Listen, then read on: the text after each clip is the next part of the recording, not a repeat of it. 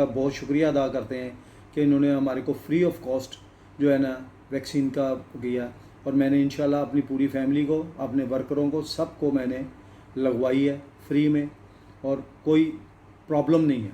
और मैं सबको ये मैसेज देना चाहता हूँ कि लोग जो हैं, जो नहीं लगवाई जिन्होंने, वो लगवाएं। ये सेफ़ है, इसके लिए कोई नुकसान नहीं है, कुछ नुकसान नहीं है। आप मेरे जैसे आदमी को देख लें, मेरे यंग बच्चे हैं, मेरी बेटी है, मैंने सबको लगवाई है, शादीशुदा को, बगैर शादीशुदा को, सबको, कोई प्रॉब्लम नहीं है।